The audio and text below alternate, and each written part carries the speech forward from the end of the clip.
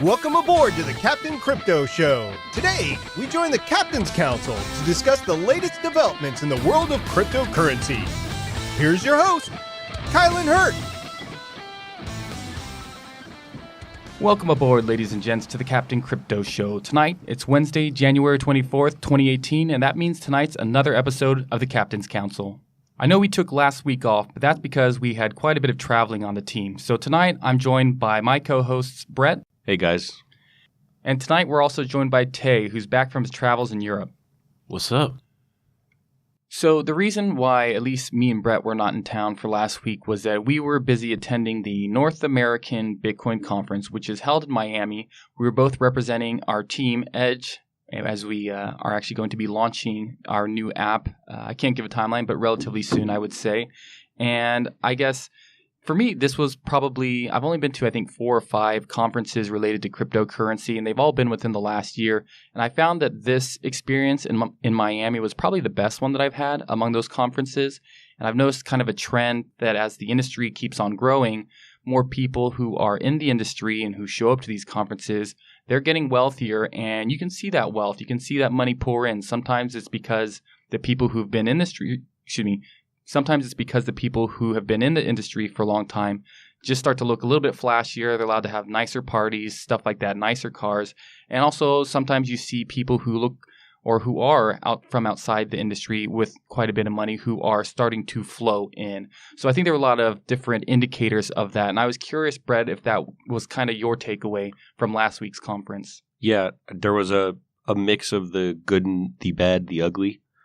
And I would say mostly good, and tons of good energy, tons of people really excited about the space, and tons of money pouring in. So I know I attended last year, and a bunch of our team has attended years past. And right. Before that, it's the North American Bitcoin Conference has really been, attended by crypto nerds and people really interested in technology. And people that don't mind being, made fun of by the popular press. Right. And now it went from, a couple hundred people before that I would say would be described as early adopters, rebels. Right. And that was, you're talking like 2012 Renegade, or what year? Yeah, 2012, 13, 14, 15. And this year it was unbelievable to see the explosion in the amount of people. We went from, maybe a couple hundred people to 4,000 to 5,000 people at the conference, and increased ticket price. We had bigger room, bigger everything. So that was a positive. We also see you see a lot more, I'd say, regular people, right? Moms and dads, and of all kind of backgrounds. Some working class, some people, some more suits, right, from around the world. Australia, Europe. Just in the United States, people interested. And then you also had a lot of ICO junk there. And I say junk because, most of the stuff is just experiments and people are trying out. Some of it, the projects are laughably, it's like your kid doing a science project. You tell them you did a good job, but like they really made a shit project, right? So you have a lot of entrepreneurs out there throwing everything out, every idea that you can. So pretty much anything that can be tokenized will be. If you have thought of it, probably someone else has, and they have a white paper out, and they're trying to raise money.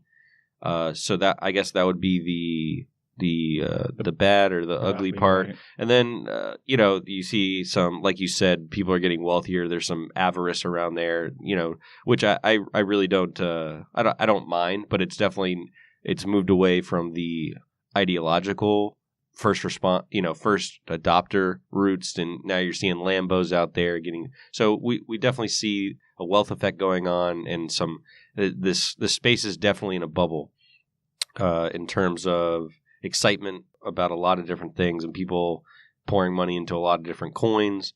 But the energy is still positive. And it's giving these, I guess, all these people putting money in is giving these developers signals and resources to keep going.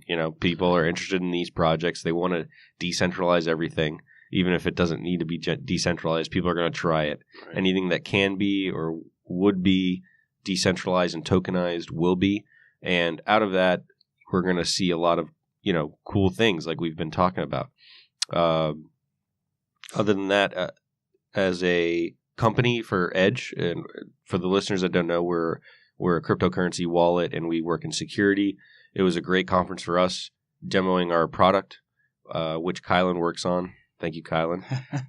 And you work for the company too. Yeah, it was great to watch. I watched you guys build over the last year and demoing it to real users in real time.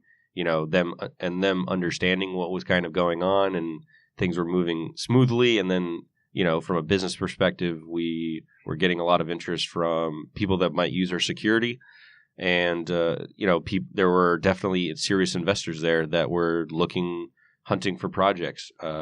So definitely I think a positive experience all the way around. You see some avarice, some bubbly activity, and, how do you call it? People are enthusiastic, right? And that's a good thing overall. Right, yeah. And thank you for putting it as a good, bad, and ugly sort of summary, because I think that can help simplify things a little bit. Definitely the good. There's a lot of different things that are good, at least from this conference. I've noticed as the price of cryptocurrency goes up, like I said, more money flows in, but also that, as you said, there's more energy, and a lot of the people who've been in the industry for a long time, I'm watching as they are slowly becoming more successful. And I think that is definitely a good thing, at least for most of these people. I like most of these people. They were early adopters. Philosophically, I think they have the right values, their heart's in the right place. So for a lot of them, they're gaining more notoriety, more money, more success, whatever you want to call it. And a lot of it, I think, is well-deserved. So that part it definitely put a smile on my face. The bad parts, I guess it's hard for me to say bad parts.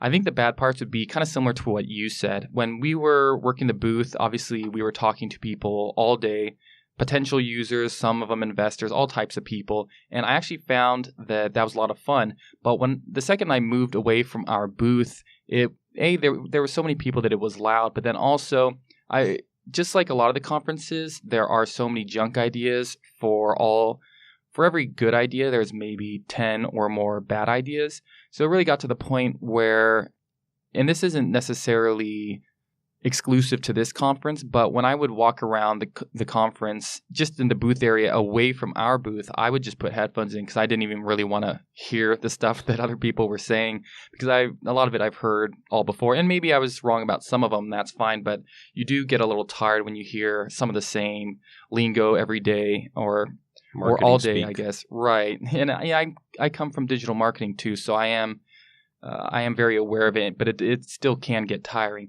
There are a couple of things that I would say that might be, I don't know if ugly is the right term, because some of it's just kind of, how would I say it? It's me forecasting what's really happening in certain areas or trying to figure out exactly what's going on in certain areas.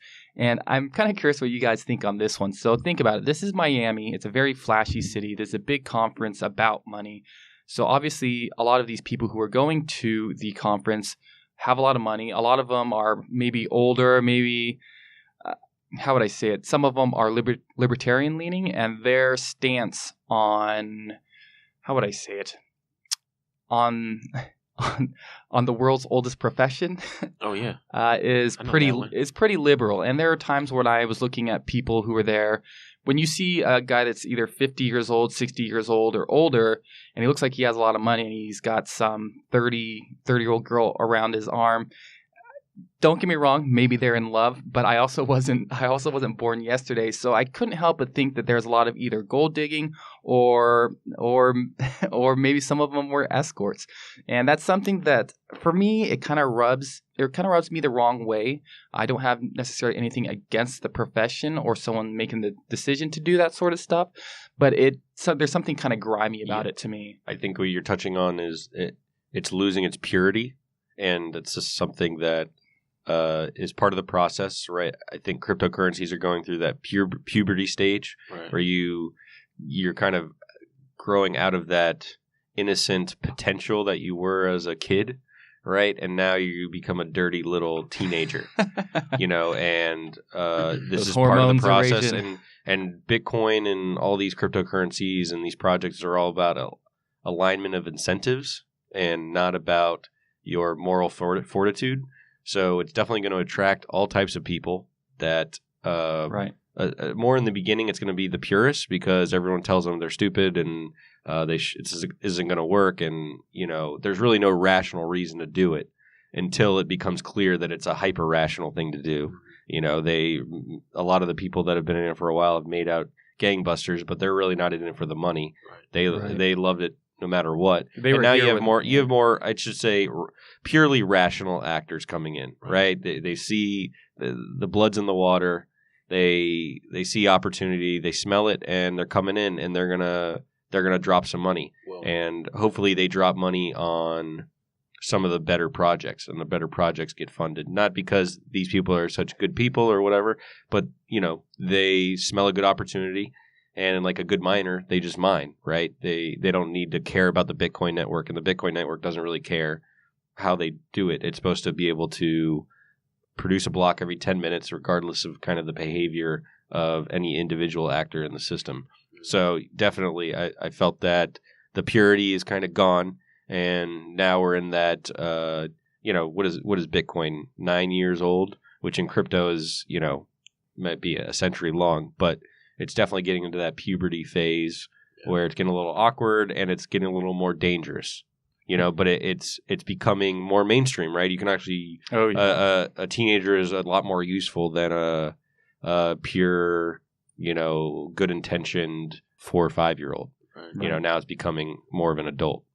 Tay, you look like you were going to say something. Yeah, I mean, I tend to think every time you generate new wealth, you're going to have those same things. You're going to have the escorts, the drugs, the cars, and it's not, like I say, it's not necessarily a bad thing because we, the human ape race, that's what we do. Hell yeah! And it's not even, how can I say? If you can't buy drugs, women, or whatever, it's not money, right? That's like pure money, right? So it's, I mean, it could sound ugly, depending on where your social status is, you know what I mean? Like, you don't want to acknowledge it, but politicians, ball players, pop stars, everyone, all of them have them. The only difference is their escorts are higher end, higher paid, hotter, more discreet. But from the president on down to maybe even the guy who owns this building has them. You know what I mean? And that's the reality of it. And it's probably something that's not about to change anytime soon. Why would it? Yeah. I'm going to go on a little bit of a tangent here, but it's still related. Just to give an example, like a concrete example is, so it's Thursday night, and we hear that the next night there's going to be a party at a club called 11. We heard it's being put on by Dash. So it's Friday night. I don't think Brett ended up actually going to it. Can you explain what Dash is for people that don't know? Oh, I'm sorry. Dash is one of the cryptocurrencies out there. I think it's either in top 10 or top 15 by market cap. It's known. One of the things that makes it distinct is that it has, or at least it was one of the first to implement a sort of masternode and a kind of like marketing / developing fund that comes out of the mining fees. So their masternodes kind of vote on where this money goes, which leads to this story. So it's Friday night. We go to this party that's supposedly put on by Dash. At least that's what we're told. We go to this place, 11, which to me, we were both not sure whether it's a dance club or whether it's a strip club. We go there, and granted, there's not really any strippers there because it's too early, but it was still a strip club. And I did see some complaints after the conference that, hey, we're trying to make things more friendly toward women, trying to make a more inclusive community. What kind of message are we sending by hosting parties at strip clubs? And of course, there's a question of, okay, what role did Dash play in this? And it sounds like Dash maybe didn't directly play a role in this. I think they just sponsored the conference. But they would say that. There was also a Dash RV that was parked out right in front, and it wasn't in the parking lot. It was up front and center. So this is a little bit of a he said, she said. And I'm curious what your guys' thoughts are. If you have a slush fund for your cryptocurrency, is there sort of do you have a moral responsibility, Yes. or if you're trying to push out a certain vibe for your cryptocurrency, how does that play into a situation like this? I think it's just like, if you were running a business, you know what I mean? Like, you don't want, even if that's what you do every evening as you go to the strip club, you don't want your message to be, all right, we're sponsoring this strip club. And it's kind of funny because they're the only crypto that I know of that had a lead female marketer, Amanda B. Johnson. That's true. So, I mean, she's been in Dash. I don't know where she's been lately, but I know she's been in Dash for years now. Private Island. She's one of the leading faces of Dash, without a doubt. So, it'd be interesting to get maybe her opinion on it.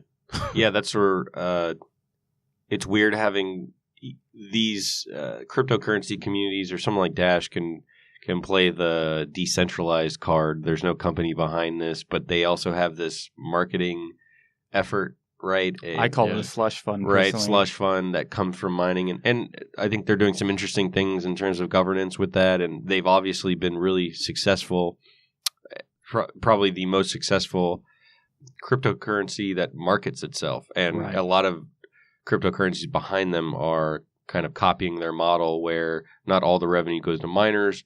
Some of it goes to a slush fund, like you said, and it funds marketing events. And I don't know if this event was funded by them, but then, Dash is in that weird place. Oh, well, are we funding this, or are we, who's making the calls on that? Yeah, what kind of diligence do you have if your cryptocurrency is funding something?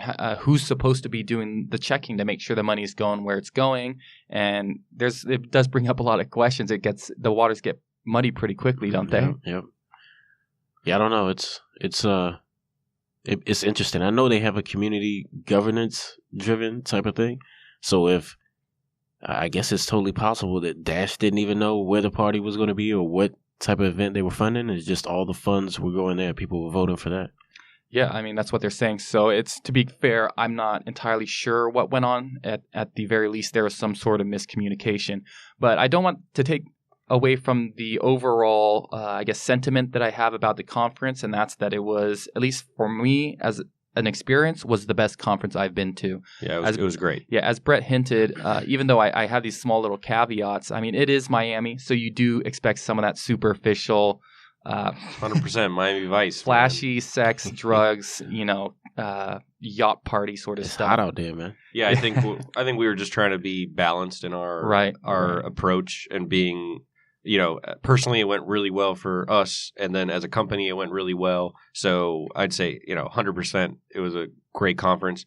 As a outside observer, being objective, there was it was definitely a bubbly environment, and just some irrational exuberance for sure. But that's part and parcel for technology and financial innovation in general. Yeah, and like I said, this was the best conference I've been to, and on one hand, I want to say that I'm getting really excited and confident about our app, but on the other hand, we are getting close to the official launch, so this is not the time to take your foot off the gas either. So you kind of have to try to find that balance where you can keep on working hard, but at the same time, kind of take it all in. And I think one of the reasons why we're talking about it, if people are wondering, it's good to get away from the computer. And, all three of us at the table are on the computer a lot. If you're in crypto, you're on your computer or phone, at least, reading articles, reading white papers, reading your Twitter timeline, going on YouTube and whatnot. But it is good to, and I would encourage everyone to go to a meetup or go to some of these conferences. They're definitely worth it because the when you watch these price graphs, you're not really getting the full story, right? Sure. You're basically just watching the last trade on an exchange being made, right, at all times, and that's not really giving you the full story of what's going on beneath the covers. And I think we're going to move on to talk about what Tay did, because Tay wasn't in Miami with Kylan and I, and we're going to get a little impression of his, I guess, on the ground crypto adventuring around the world. What kind of information Yeah, it's good to get out there and see what type of people out there, what type of projects are going on, what people are building. And when you look under the covers, you see there's a whole universe out there that, new product offerings and businesses and ideas and entrepreneurs. And it's really good to get out there away from the screens and talk to some real people that are building real stuff. Yeah. Right. I think especially when it's an area that's geographically different, maybe even has a little bit of a language barrier. Okay, so Tay, you have also been out of the country for quite a while now. You have gone to Europe, and to be honest, I don't know too much about your trip, but you've been gone for about how long? 2 months. 2 months. So that should be enough time to take in kind of how the crypto sphere is doing in those regions. So why don't you tell us a little bit about your travels? Yeah, so I went to mainly Germany, the southwest part, Stuttgart area. And I also went through France, Bordeaux, France, and a little bit of a stopover in Barcelona, Spain. I will say, like, when you just look up online, you'll see Bitcoin ATMs in Barcelona. They pop up. There's, I think, something like 9 of them there. But when I actually was on the ground, went to those locations, or went to 2 of them, I didn't see a Bitcoin ATM there. Yeah. I met a friend there, and she mentioned that she was into Bitcoin some years ago. Right. And somehow, I don't know, she got disinterested or whatever. Price probably stagnated. Yeah, probably. I don't know. She seemed to get hung up on the fact that, you couldn't use it or something like that. Then I told her what the price was and what it was doing lately. Oh. And she was like, oh, well, I was like, yeah, you messed up by not getting some back then. But I will say in Germany, where I spent most of my time, Germans, especially Southwest, they call it the Schwabish area. They're known to be savers, and they don't like to spend too much. I mean, they have Mercedes, they have Porsche, is from Stuttgart and all that. But other than that, a lot of them are really savers. They're not jumping out and doing the new things just because it's new. Right. And I went to a meetup there, or a few meetups, and at one of them, Mercedes Trucking was doing it. And it was actually Mercedes Trucking blockchain. And so they have a whole department maybe or something? Yes, the Mercedes Trucking side of it, they actually are doing a blockchain project. And they actually showed a demonstration. They had a semi-truck, remote control car, and supposedly it had this contract on it with Ether. And when your contract got close to running out, the speed was limited. So it limited your speed, it'd tell you. And then if you kept going on, it would pull off to the side of the road, and that's it. Like, it wouldn't start until, and they actually did this live, they went ahead, deposited some Ether, and they had it on the projector, showed it took like a minute or whatever to come back in the system. As soon as it was green, the truck could move again, full speed. Did they say what the application of that is, or is this mostly experimental, you think? So going back to how Mercedes made most of its money last year was through financing.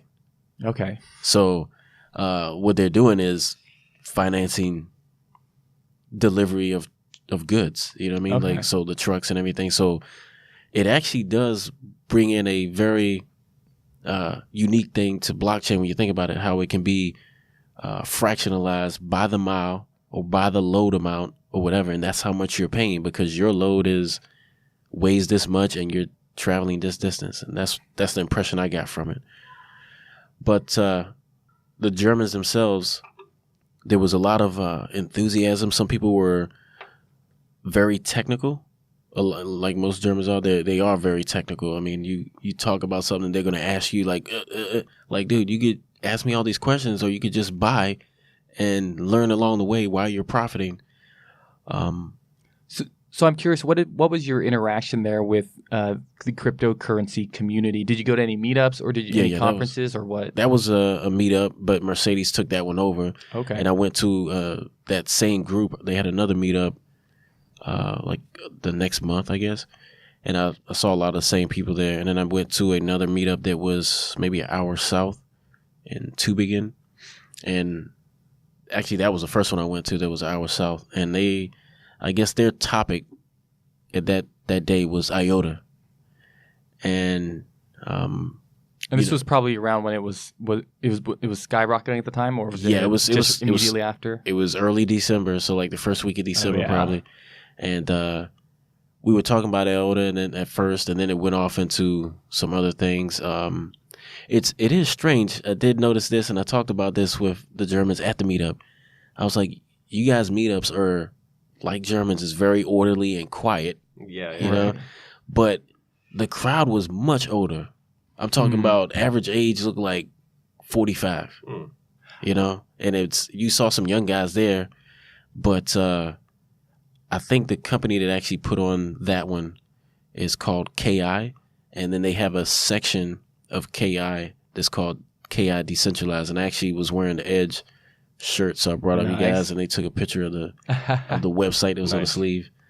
But yeah, the people that are contemplating it, at least in the Stuttgart area, are older or serious people. Older, you know what I mean? older, business types, right? Yeah. So I don't think it's really not at least in that area. It's not in their culture to be flipping or gambling. Gotcha. Yeah. You know, I'm sure the younger guys are doing it. I did see a few younger guys that I think they were doing that exactly.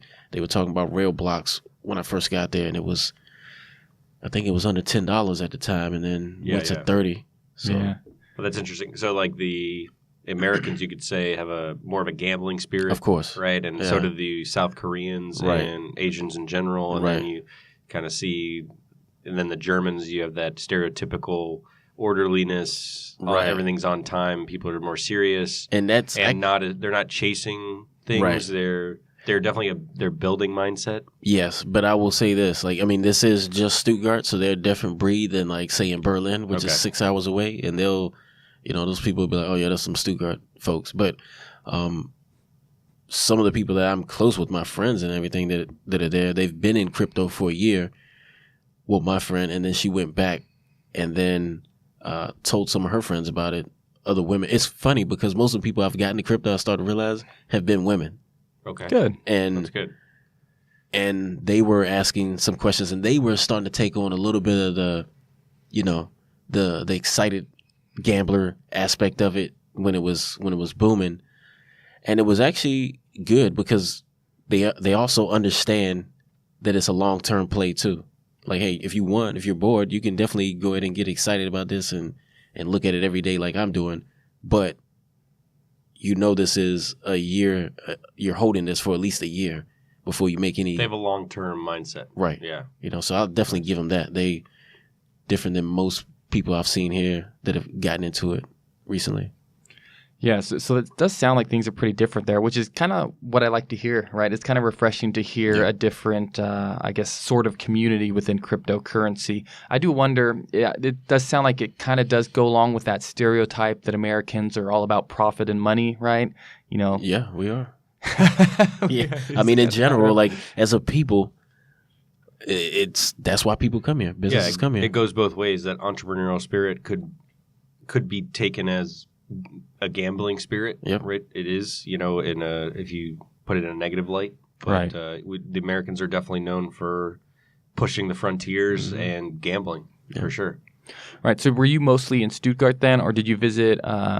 You said you did visit some areas outside of Germany. Did you get much time to take a look at those areas, or not as much? No, Bordeaux was mainly with families, but I inquired about it. I asked, the people I was around, and I did some Googles, and it was, at least southern France is pretty dead from what I saw. Right. And this is the wine region. I did hear something about some wine coin or wine blockchain, and but it seemed, just like some ICO. It didn't seem real to me. It didn't seem like anything was sticking there. Right. And it's kind of crazy. You can go from one country where it's hot and then the next one over, it's not. So I guess there's probably a lot of cultural factors that go into that. One thing I noticed at Mercedes Museum in Stuttgart is you go through there and it's the whole history of the company, Daimler, Mercedes, and then when they merged up and everything and all the components they made from the late 1800s until today. But one thing that I think a lot of people probably overlook is Daimler's wife, Bertha. she was supposedly technically savvy, knew how a lot of things about the car and like how to run a lot of things. And they asked her like, how did you get this technically savvy? She's like, purely off of interest. Like, I'm not smart, but strictly because of my level of interest, it was easy to learn this stuff. Yeah, so it's almost like her curiosity was good enough to get her to do the research, I guess, right? And she supported her husband's efforts and all that, but sorry, she was interested, and she was like, that's all that's needed to learn anything. And it was a very very good point, especially when you know, I'm always thinking about crypto every day, so everything I'm looking at, I'm relating to crypto, but that's exactly it. You don't have to have a college degree or, you know, be smart, quotations, but if you have the interest, you will know a lot more than most about this. Yeah, and with cryptocurrency, it's not like maybe it's different now, but in years past, there have not been any cryptocurrency degrees, blockchain degrees, anything like that. Nope. If you're lucky, the technology will touch one of the areas that you're either interested in or that you have knowledge of. But, I mean, you have to be kind of lucky for that to happen. So I think there's definitely some truth to that. And as time goes on, even if there are textbooks, by the time they come out now, they're already out of date. So it's a constant battle to stay up to date, because staying up to date with the right knowledge is money. So, and you can't keep that up if you're not interested. Right. So one of the more recent stories that I've seen this week, and this is something that hasn't been around for too much in the past, was that I believe Multicoin Capital and another organization, I believe it's Weiss or something like that, out of Florida, Brett. Do you remember the name? Weiss, yeah. Yeah, so those are two different organizations who, within this past week or so, have actually published kind of like reports or reviews of specific cryptocurrencies. And I kind of wanted to go over some of the contrasts there, because on one hand, this is an excellent thing to have. We need third-party, I don't know if you quite call it regulation, but at least rating or not licensing, but at least ratings and reviews, stuff like that. So I noticed I did take a look at I think it's called Multicoin Capital, and they specifically did a sort of review, a technical analysis of IOTA, which is a very technologically, how would I say it, intensive cryptocurrency. And I went into it expecting a pretty bad shill job. That's what I was expecting, for them to pump IOTA. But when I actually took a look at the report, I was surprised and actually fairly pleased to see that their analysis is very technical for starters, and it went into a lot of the details. But it wasn't like they were just fawning over IOTA. In fact, they had a list of actual things that they thought were either vulnerabilities or, I guess you could say, drawbacks to the technology. So I think the main one that they mentioned, they did name a few, but the one that did catch my eye was this role of a coordinator, which it helps, I guess, solve disputes within it's not a blockchain, they call it a DAG, which is, I guess, supposed to be like some sort of mesh network. But so I guess what I'm trying to say is that their analysis was very technical, and it mirrored some of my own thoughts, which is very rare, because usually when I see of some sort of analysis, it's someone trying to promote a coin. So I thought that was very refreshing. But then also this week we saw, as I said earlier, a Weiss group. I think they're based out of Florida. They actually did a sort of grading chart, if you will, of, it seemed like the top 100 cryptocurrencies or so. And I'll be honest, I wasn't too impressed with it, although I read from what some people had gathered was that their rating system kind of takes into consideration more of like how good of an investment is it. So I think Bitcoin was somewhere in the B or C range. Monero was in C range. I don't think there were any A's. I think I know Cardano was in the B range, and there's a lot of differing opinion on this. So I was curious, Brett, because I know you've taken a look at some of the ratings. So what were your, how would you say it? What were your sort of takeaways? Yes. So to split the two different organizations up, you had one, Multicoin Capital, which is a hedge fund out of Texas, run by Kyle Samani, and another gentleman that I forgot his name right off the bat, but Kyle is actually, I follow him on Twitter, and he's actually a great resource for people that are interested in learning, especially if you want to do a deep dive. he has expertise, or I shouldn't say expertise. He has experience in software development and financial markets. Okay. So that's a good background. Crypto is definitely, he's running a hedge fund now. Vinny Lingham of Civic, and for those who don't know, Vinny Lingham has been very successful in consumer tech and has been a big part of the Bitcoin community and cryptocurrency in general. And he's part of Multicoin Capital now. Okay. And the report that Kylan was talking about was about IOTA. And Multicoin, and I think for listeners out there, you don't really need to do all the research yourself. There are tons of new professional, organizations, hedge funds, really going hard at this stuff. And like Kylan said, they put a really good report on IOTA. They really break down what IOTA's use cases are, some of their vulnerabilities, and it's definitely a professional piece of work. Where in the past, a lot of the analysis has been done on message boards and kind of ad hoc by individuals. It might be great analysis and great work, but it doesn't have that professional suit financial analysis kind of behind it with the nice slides. So you're seeing a professionalization of analysis and breakdown of these networks. You wanted to jump in? I'm really curious because maybe you do business development and you might understand more of this because you deal with venture capital, stuff like that. What is the incentive of Multicoin Capital to put out their reports publicly?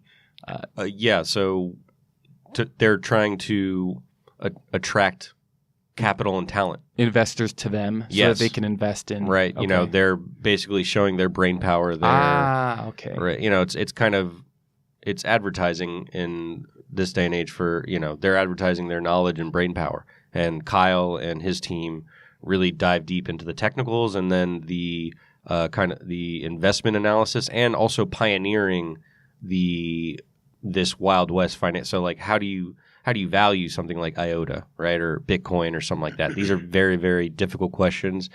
Just because people put numbers together doesn't make it the right. Prices aren't definite. So it's definitely an art, not there is some science in there, so to speak.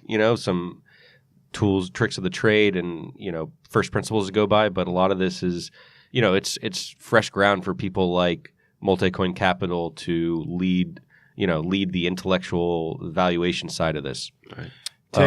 Tay, what do you think? I mean, these are kind of a new phenomenon where we've had actual organizations kind of put their stamp of approval or disapproval on cryptocurrencies. Is that something that you openly welcome, or are you skeptical? I think it's actually right now. I think it's needed because after what we've seen from the holidays, people coming in brand new, talking about shilling whatever coin, Tron, like it's the greatest thing, and and you need a little bit of this. Okay, real research. I'm not a guy with both ends of the spectrum. I take their info with a grain of salt. Right. I mean, I've been investing for stocks and everything for years. And I've never had anybody do my investments for me. So if you're an active investor, I mean, you're just using them as another source. Exactly. So yeah, there is no holy grail Bible to this. Multicoin Capital put out some good stuff, but they could be completely wrong on IOTA. I think they did an excellent job. I don't own IOTA.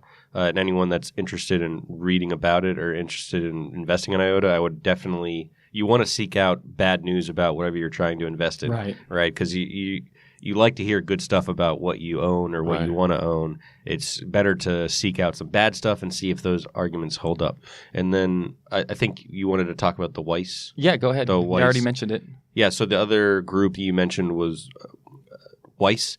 Correct. They are a financial ratings company, so they come from the world of finance, and this is a great thing for crypto.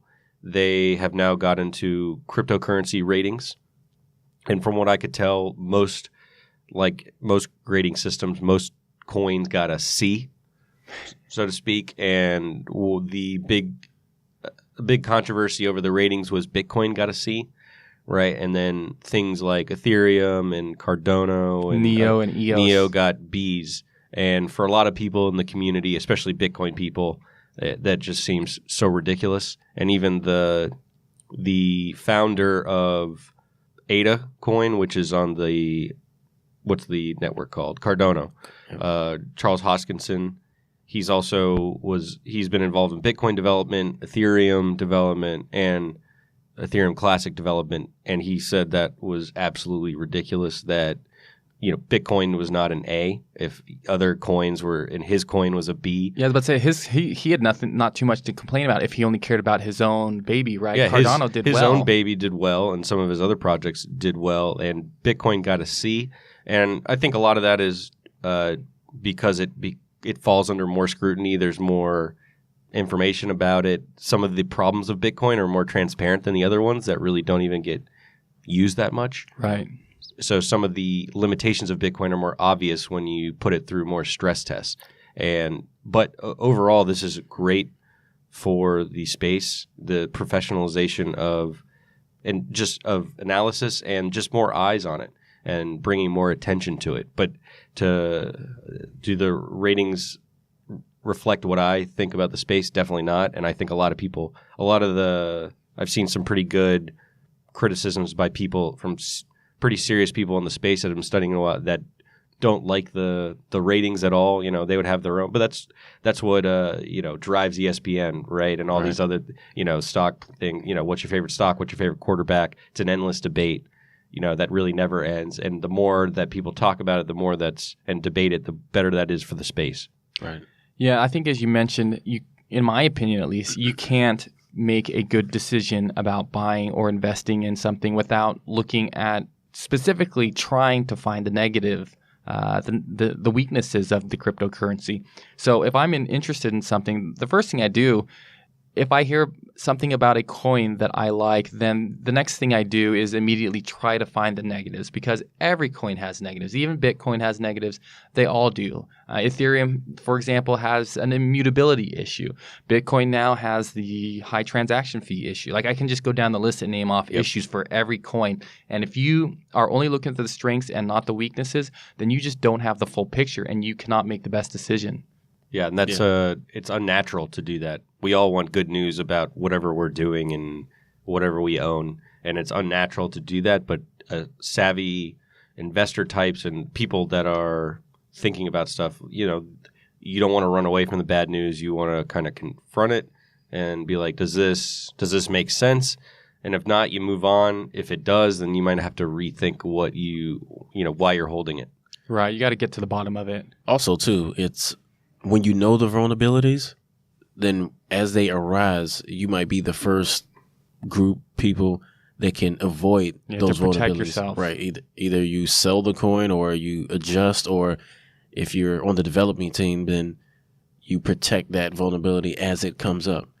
So, yes, it's definitely it's risk analysis. And sometimes, I don't have the wherewithal to respond to the negative claims, so you might have to seek someone else out that, how does the developer community react to it? So I know IOTA's had some problems, on message boards where people are calling them out, and then they really get vile, maybe a little immature and defensive, right? And they might be right technically, but it's definitely not from a marketing, community aura point of view. Especially in this space. Like we're all learning. Everyone's poking at your stuff. You know what I mean? And it's developing so fast that you're not on stable ground. You're not on the ground. No one is. Yeah, you're in the ocean and it's moving. Yeah. Currents are moving. So you need some humility to be able to look at things objectively, and at times ask yourself whether you're wrong or not. Right. For those of ye out there enjoying the show, your captain would love to get some feedback on how best to improve it. You can find me on Twitter as Captain Crypto HD, and on most of the high seas of social media as either Captain Crypto or Captain Crypto Show. Just be on the lookout for my logo. Also, be aware that due to the technical aspects of each platform, that my podcast feed will always have the most up-to-date and latest revisions of each episode. So if you're enjoying this episode, feel free to give your old captain a review on iTunes and share this episode with the rest of your crew. Now, back to the show. Well, I think Brett brought in another story, and this one seems to be quite interesting. It's coming out of I think you said it's the St. Louis Fed, which I'll be honest, I don't know too much about this organization, but it sounds like they at least put out some sort of document talking about Bitcoin, some of the risks and maybe some of its strengths. So Brett, why don't you go ahead and give us a little bit of a summary of what that story was about? Yeah, to give some background, the St. Louis Fed comes out of the Federal Reserve System, which is the central banking system of the United States, which underpins our whole banking system and really the whole the global financial system. And do they just have different departments in different areas? Yeah, so what is that? The Federal Reserve Act basically set up a central bank, and then I think we have basically 12 different districts. So like there's a Boston Fed, there's a New York Fed, there's an Atlanta Fed, there's a St. Louis Fed. So they each have their own geographic focuses, and they do a lot of, banking services for banks in that area, and also a lot of statistics and, data gathering on the general gist of the economy. And the St. Louis Fed has a publication, and I believe all of them have publications that economists write in. And in the last issue of their publication, there's two academics that wrote a paper on cryptocurrencies and Bitcoin.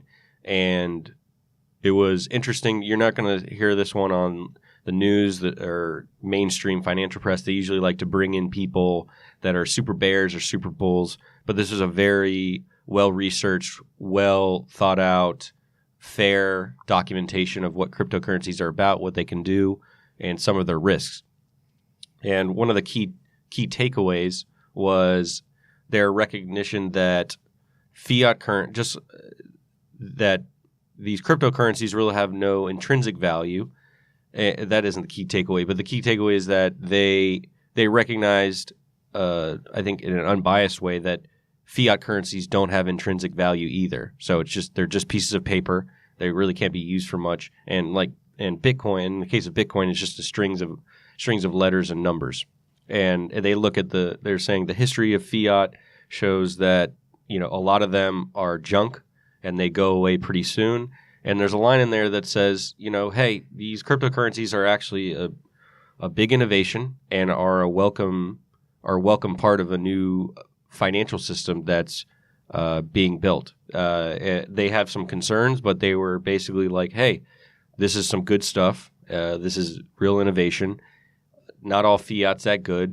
And these cryptocurrencies could definitely be used by countries that don't have reliable financial systems, right? And it was a excellent paper. If people want to look it up, they can read it. It's a really great background in how these things work, some of their benefits, and some of their concerns. And I got to applaud the academics for being as unbiased as possible and putting out a good paper. Yeah, when I see something like that coming out of something Fed and it says something that's kind of balanced, I sometimes have to check the date and make sure it's not April 1st. It does sound like it's good that they do mention that fiat currency sometimes fails, because I think that's one thing that people forget is we're not just looking at cryptocurrency. Usually we're looking at it compared to something else. I know Paul Krugman, who's a really big, one of the biggest establishment economists. He was actually on Twitter kind of ranting against Bitcoin and cryptocurrency, I think within the last couple of weeks. And one thing he said was, well, you know what? The U.S. dollar is backed by the full force of the United States government. And I was just thinking to myself, okay, that's fine. Every fiat currency is backed by some sort of military force. But if you look at every geographical region in the world, they've all had fiat currencies in those same situations fail. And a lot of times it's like every few decades or every couple centuries. So I'd hate to say it, but fiat currency does have a pattern or a track record of cyclical failure, if you will. Yep. And I'm not saying that cryptocurrency doesn't have its hiccups, but this stuff isn't in a vacuum, right? You have to compare it to what the alternative is. So people can rag on Bitcoin, but if you're in Venezuela, right, Bitcoin's a pretty good thing to use. Yeah. You know, if you're in the United States, someone like Krugman seems completely blind to other realities out there besides those in the United States. So those in the United States, is there a need for Bitcoin? No, there isn't, right? We live in a pretty prosperous country, or I should say for most people in the United States. So if you break that down, even in the United States, there's people in the United States that are unbanked or have no access to financial capital or whatever. So even Jacob, I mean, Jacob's one of the co-hosts, and I don't even think he owns a bank account. And he started getting into Bitcoin when he was young because he couldn't get a bank account. So it's easy for most people who are kind of your average person who have a Wells Fargo bank account to say, oh, you know, what's the need for cryptocurrency? But they definitely haven't walked a mile in some of these other people's shoes, especially, okay, you're an American, yeah, you have access to all sorts of stuff, but they say that the unbanked, the people who either cannot get a bank account or just don't, are a large portion of the world population. Yeah, and there's some wealthy people that live in countries with substandard financial systems, and Bitcoin and cryptocurrencies could be a very good resource for them. And to go on your point on, economists and Federal Reserve officials, I've actually at a few of these conferences over the last couple of years, I've met two central bankers. When I say central bankers, they're junior, sleeping with the enemy, man. Right. Well, that's the thing. They're definitely, they come from a different background than I do, but they're definitely interested. Most academics are pretty. They try to be the people that make the news are usually the loudest yellers. So someone like Krugman's going to make the news, but these guys who put out a pretty reasonable report on cryptocurrencies are not going to. That's true. So a lot of academics are not. I don't think they're antagonistic at all. Central banks have put out some good stuff on cryptocurrencies and shown a pretty good understanding of it, and also they're not as crazy about it as the media. Central banks are dealing with trillions of dollars worth of money flows and a global financial system. Cryptocurrencies, as big as it's gotten, is it's just a fly right now. Now it could easily blow up to bigger than that, but they have much bigger problems on their hands. Right. And a lot of them are pretty, they're scientific minded. They like innovation. They like, academics like challenging things and things that challenge them. Other than a few squeaky wheels like Joseph Stiglitz and Paul Krugman, I'd say there's a lot of people that are receptive to it, but they also have a healthy skepticism, which comes through in the paper. But for those that think central banks are out to get cryptocurrencies, I haven't seen that personally. There are some that have been more aggressive than others. And in my very limited personal experience, I've met two people that work at central banks, and they were just there at conferences to learn, really, see what's going on and, try to get a feel of what's going on in cryptocurrencies. And a lot of the analysis has been pretty good, just like that paper we just talked about. Tay, what do you think when you see a paper that comes out from the St. Louis Fed and it sounds like they gave a pretty good and balanced report on cryptocurrency. What are your initial thoughts? I initially think, well, I'm just glad we got smart people in government, who are looking at the technology. And it also brings back the point that cryptography in general was given to us by the government, the military and all that. So it's, it's in vogue to hate on the establishment and all that. It's always sexier to hate on them, right? And be the rebel, right? Just like it is sexy for them to get on CNBC and hate on Bitcoin. Yep. It's the same thing. But we, as a community, crypto community, actually have to be diligent at analyzing who and what they are talking about. Yep. So I am kind of curious, since you guys are bringing that up, you're making a point there. I guess my question is that when we see someone from the government giving a report, let's say, for example, that it's very critical of cryptocurrency, there's a part of me that in my mind thinks, okay, publicly they can say they have to say this the same way that a CEO can't say, oh yeah, our product I don't even like our product either, because that's not what they're there for. Yeah. That's not what their objective. That's not what they're getting paid for.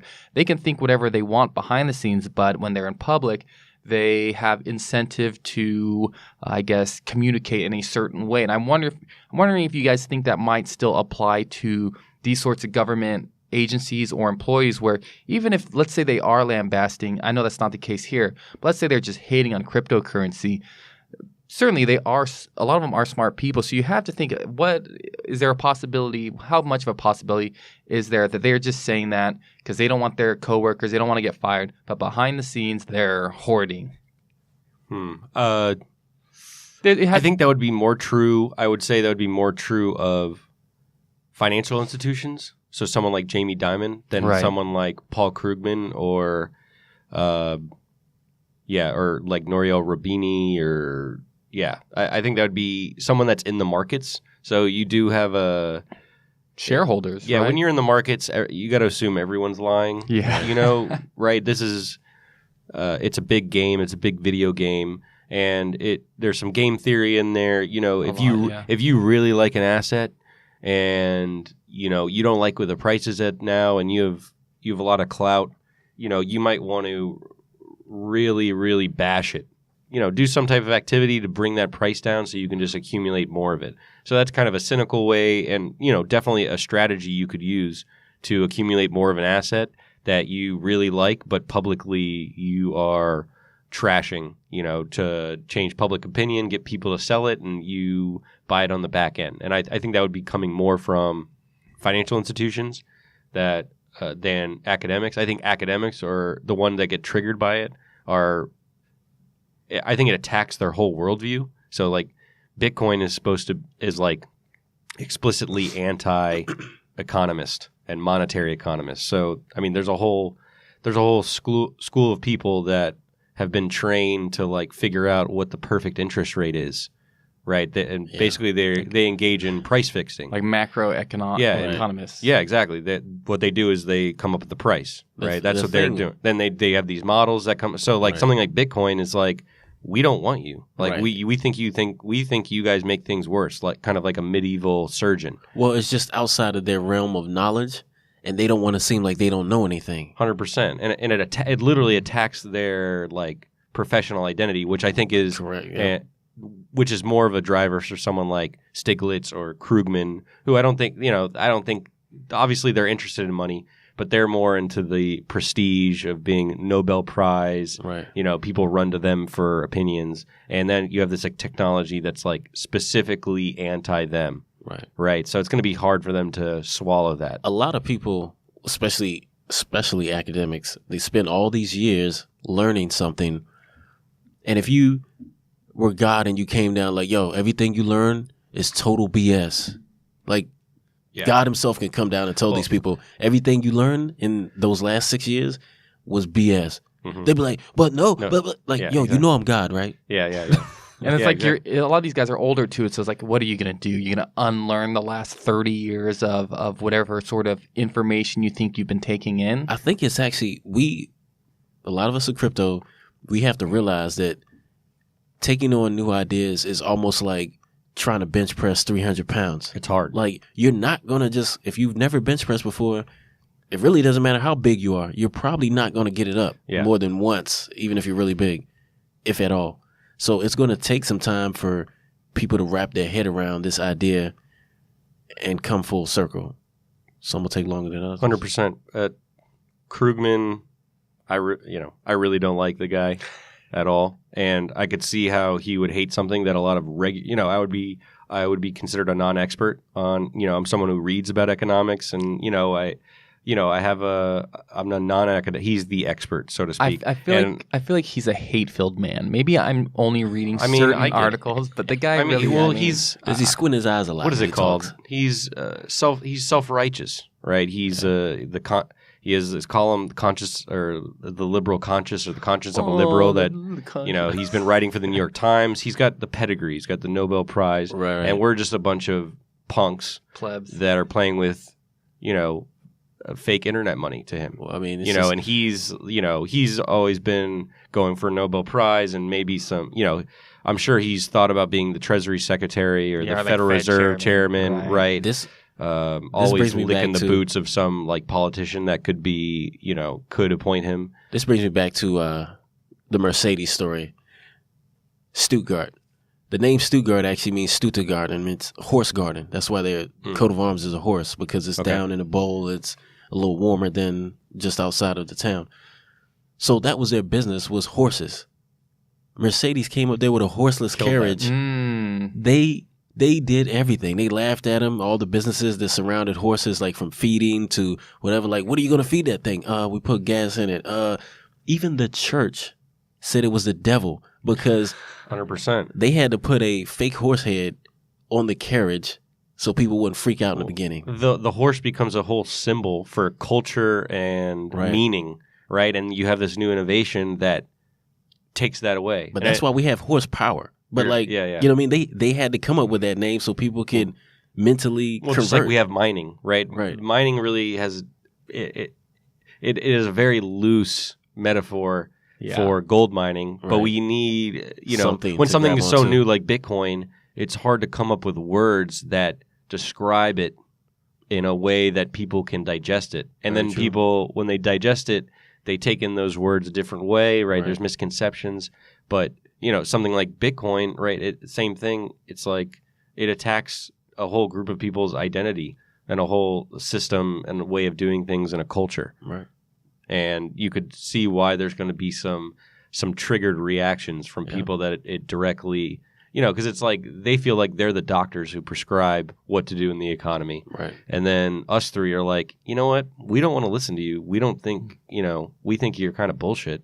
Yeah. And we're gonna go with the fake internet money guys. Well, a lot of doctors, you just mentioned that, a lot of doctors have to adjust too because everybody has their WebMD apps and everything, and people are finishing all those years of school, and the patients are coming in like, oh well, I think I got this. Which I will say, like, if you're going to a doctor, you probably should just listen to what he's putting out and then discuss what you researched with him, not tell him. That's actually great that you brought that up. So I heard I was listening to another podcast about the death of expertise or the deference to expertise, and they were kind of defending expertise.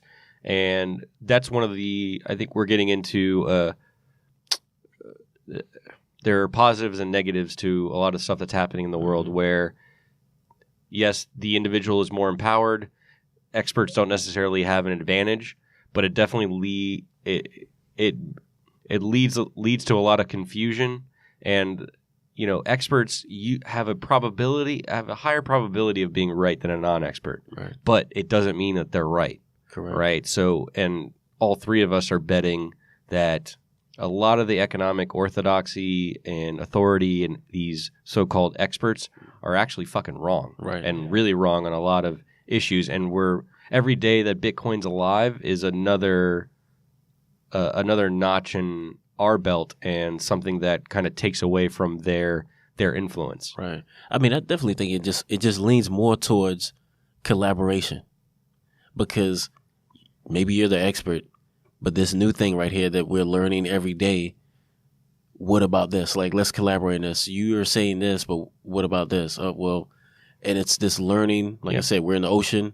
It's not stopping. Yeah, it's definitely flattening the hierarchy, right. And I think out of that, a new hierarchy will form, right? And then those people will be unseated, and that's kind of like the history of ideas and science and whatnot. So we're seeing kind of these, the financial old guard and the economic old guard definitely being challenged, and challenged in a very big way that they haven't been in a long time. Just like what Tay was talking about with horses, and now you have this automobile. You can't even take it off road. And then even right, now, you can't even. That was probably one of the arguments, right? Yeah. You can't. You can take a horse off road. You can go take a horse. Well, it's like, we're going to build roads, and you're going to be able to go 150 miles an hour, right? It's crazy because, like, in the museum, you start off and it has the one engine that started everything. He used that engine. How many horsepower was that? I think it was 2. At the time.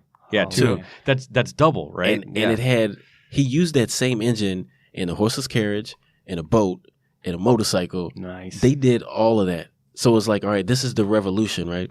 But it's also brings up a point where now we're moving to electric vehicles. Mm-hmm. And it's weird because the Germans are really good at combustion engines. Now they're moving slowly because they don't, like I said before, they don't jump at anything fast. But they're moving slowly into this. And if you talk to some of the old people, which I know engineer, one of the lead engineers, or used to be a lead engineer at Mercedes, who worked on like the V12 engine. Right. So when I talked to him about electrified vehicles, you know, he's not favorable. He knows it's coming. Yeah. But I had to show him the new Tesla Roadster video for him to believe what I was talking about how it's supposed to be the fastest car on the planet, 600 miles, and all of this. Oh, and the top speed. He was like, well, the top speed. I was like, top speed was over 250 miles per hour. He's like, oh, well. Damn. You know what I mean? So it's hard for people. I mean, he's a great guy. You know what I mean? Mm-hmm. But it's just that thinking process. You invested time doing one thing, and now this new thing is coming and threatening your mindset. Actually. Yep.